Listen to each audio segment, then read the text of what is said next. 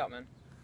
I don't mind cropping. It's on, baby! Woo! We're live, coming at you from the Urban Cowboys. Coming at you from the swimming hole in Rowayton, Connecticut.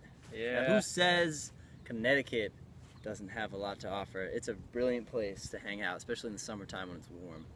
Yep, I've came here. I used to come here all the time growing up, and took maybe 5-8 years off. I don't know why. And now it just came to me intuitively. I said, let's go back to the jumping bridge and the swimming hole. That's where we're here. We're here today.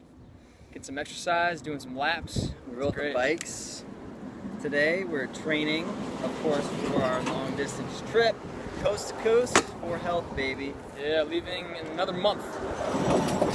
Sorry for the cars. We're leaving August 16th. And yeah. So we wanted to talk about something, didn't we? What did we want to talk about? Exercise. Exercise. Everyone's complaining about exercise. Size-a-rex. Size-a-rex, yes. Exercise, size-a-rex. Tim, what's your take on exercise? What do you, how do you feel it benefits people to do exercise? You know, people say you don't need to, you can just eat a healthy diet, but there's more things to it, you know? I mean, exercise, yeah, obviously it's not as essential as breathing, you know? You can not exercise and live a long time. But the energy in your body, you know, as your life force, but also even physiologically, your blood, oxygen, nutrients, none of those things are moving if you're not. So I made a video today about how, you know, we all live in stressful times, you know, especially some days are more stressful than others. And stress releases hormones into your blood. And those hormones leach your body of sugar and they increase your blood sugar level. And if you're not exercising and burning that sugar, it's going to accelerate this response in your body. And that's just one example of how moving can help keep stuff moving in your body. And, you know, cardiovascular strength, I think we can all agree on, is important. So I would say high duration, low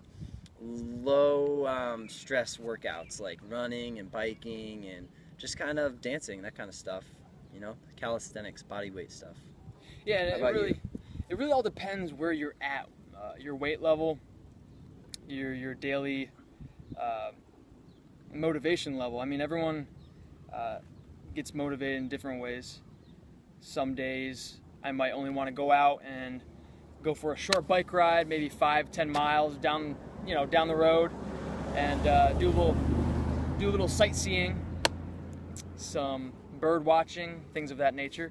And then other days I want to do 20-30 minutes of just straight up calisthenics and push-ups, sit-ups. Other days I might just want to do stretching, some yoga. There's no right or wrong way. I mean, there is a right and wrong way of exercising, because you could do it the wrong way and hurt yourself. But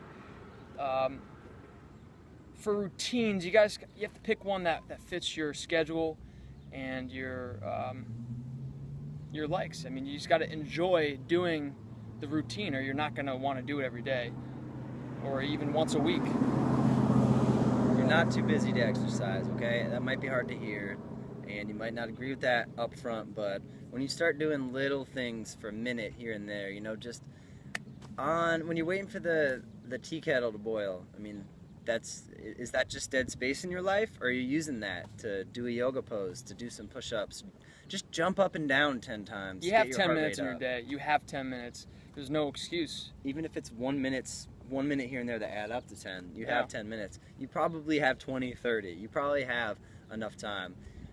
And once you start exercising and doing mindful activities like meditation, you'll find that you're more efficient, your body runs more efficiently, you have more clarity in your mind, so you'll do things more efficiently, and that will make up for that time that was quote-unquote lost to exercise. Yeah. Because your body's going to be running more effectively when you're not exercising the more you exercise.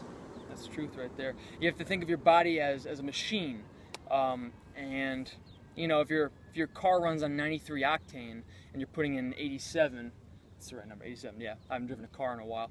Putting in 87, your car's not going to run properly. Same thing, if you're putting in meats, cheese, eggs, dairy into this machine, it's not going to run efficiently. You're not going to want to get out in nature and exercise. Therefore, you see a lot of just chronic illness and lethargic people just sitting on the couch. For the long haul, if you're thinking for the long haul, you want to put in the highest energy and vitality foods you can, the highest quality ingredients, and for the long haul, living a long life, being active. If you want to be active just until you're 45 and then drop off, eat whatever you want. That's a sad life.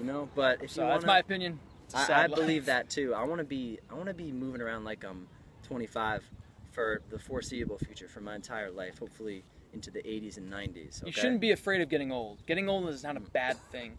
Yeah, you can be 80 and I know Dr. John McDougall, the author of the Start Solution, he's 71, early 70s, and he still windsurfs. So right there, a clear example of you can be in your 70s and 80s and not at the peak of your health, but you wouldn't be degenerating like the other people you see today in America and first world countries. Now, you might be saying, like, 25-year-olds, what do we know? How are we to be experts on longevity? And we're not saying that we're experts on longevity because we haven't lived that long. But we're saying that a lot of our resources that we've sought out, like John McDougall, or who'd you just? Dr. John McDougall. Dr. John McDougall, and who's the other guy? There's a lot like Dr. Robert Kassar.